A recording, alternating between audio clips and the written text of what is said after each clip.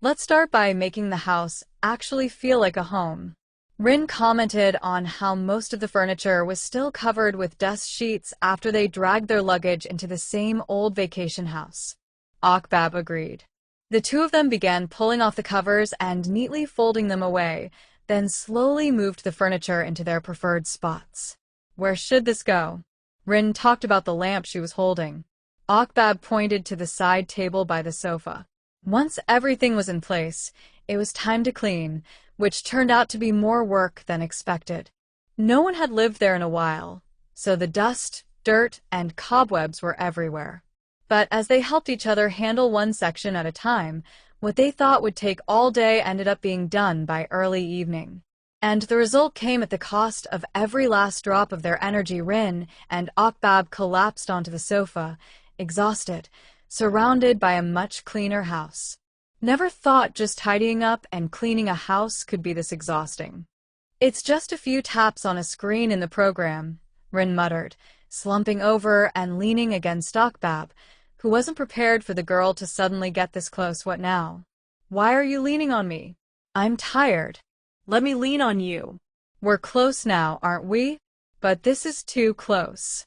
Rin ignored her and rested her chin on Akbab's shoulder, then tilted her head up to look at her.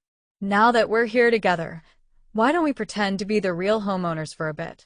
Akbab flinched at Rin's childlike, pleading eyes and quickly scooted away in embarrassment. What for? So we can understand what it feels like for a couple to live together in this space, and how they'd view each area of the house. Rin made a random excuse, but the more she went on, the more it oddly made sense. Not necessary. It is. Don't you want to beat the competition? You do repeat that a lot. Am I wrong? Can you honestly deny it? Akbab pretended to frown without answering. Instead, she got up and went to get a drink to cover her fluster, leaving Rin watching her with a grin after teasing her gorgeous senior. Babe, over here. Tertiz waved at someone walking into the cafe. In one hand, she held a thick stack of brochures for a new housing development. V smiled as she walked straight toward her girlfriend and sat beside her, reaching out to take Tertiz's hand in hers. Have you been waiting long? I'm so sorry. Got caught up with urgent work and barely made it out. It's fine. Here. Tertiz handed over the brochures. They detailed various house types in the development: single homes, semi-detached, even townhomes. Today's the last day of pre-sale. They've got special promotions too. Take a look and see if there's anything that you like. Then we can go ask about them at the booth.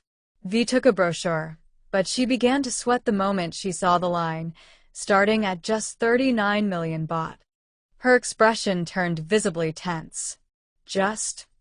She thought to herself, a little pricey, huh?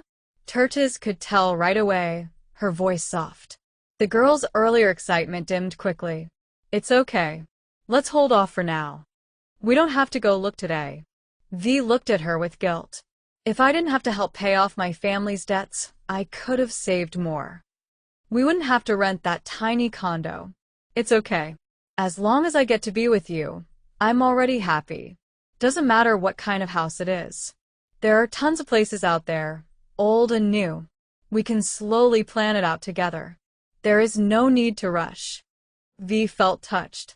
She gently caressed the younger girl's cheek with affection, but as her eyes caught a familiar-looking group walking toward their table, with employee badges from Mindspace around their necks, she immediately panicked.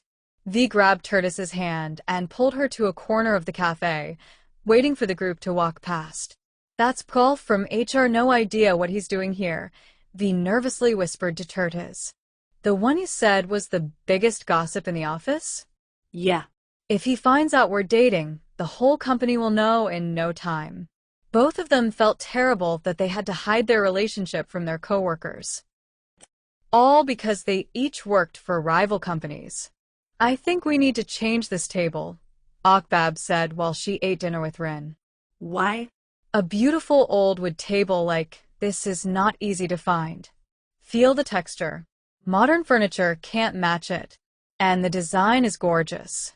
But Mr. Rain and Mrs. Mink are only two people. There's no need for a table this big. It just feels like they're too far apart. Akbab looked at the long, empty space between them as she sat at one end and Rin at the other. For a vacation home meant for a couple who wanted alone time, the chance of hosting large gatherings was tiny. If we downsize the table, they'll be able to sit closer and also gain more usable space. Is this a Japanese design principle or something? Exactly. Japan doesn't have as much space as we do. Every square meter is carefully planned for functionality, and that includes furniture. Where each piece is placed is always thoroughly considered. But aren't you forgetting something? Japanese people value every item they own. They wouldn't just throw away a beautiful table that has been passed down since their grandparents' time. Rin dragged her chair over from the far end and moved all the dishes to sit beside Akbab. And even if the table is big, if Mrs. Mink wants to sit close to Mr. Rain, she can just do this. See? Now we're close. The girl beamed with pride at her idea. Akbab, on the other hand, felt a strange flutter in her chest and quickly put on a stern expression. She continued with a serious tone. You've got a point, but before deciding whether to keep or replace the table, remember your job is to design properly. No goofing off, understood? I am serious. Where do you see me goofing off? Akbab didn't reply. She just kept up her serious act while Rin, already seeing through her, shook her head with a grin. Akbab chose the master bedroom. While putting her clothes away in the closet and neatly arranging her personal items, vitamins, skincare on the vanity table, she suddenly heard someone singing happily and loudly from the room next door. And not just loud. Rin was shouting her lungs out. Rin, can you tone it down? I can hear you from here. Oh, really? Sorry. The girl called back, but Akbab's room had barely returned to peace before another sound started up. This time, it was a ghost show, with a host's familiar voice, just like the one she'd heard before. This time, we're diving into a chilling case at an old house where an entire family was murdered.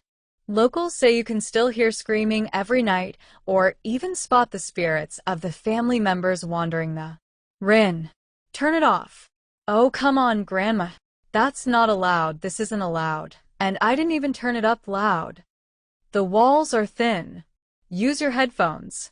Akbab snapped in frustration before pulling out her notebook to jot down this latest issue.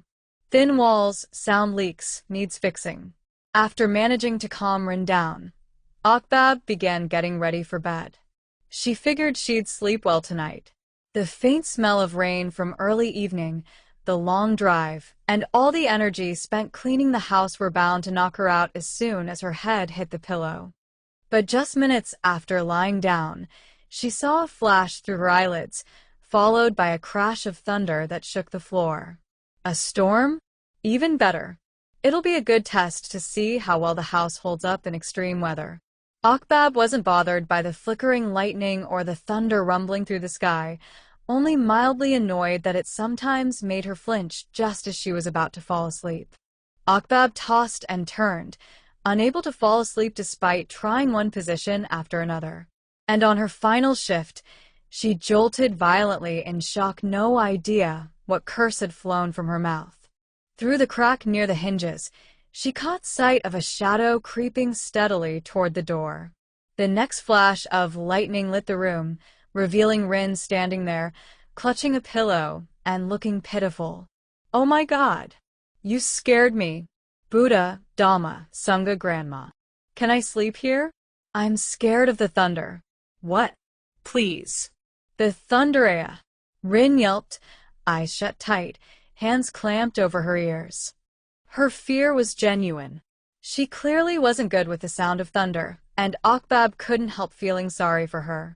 With a sigh, Akbab let the girl climb into bed, with a body pillow between them, just like that night at the awful, haunted hotel.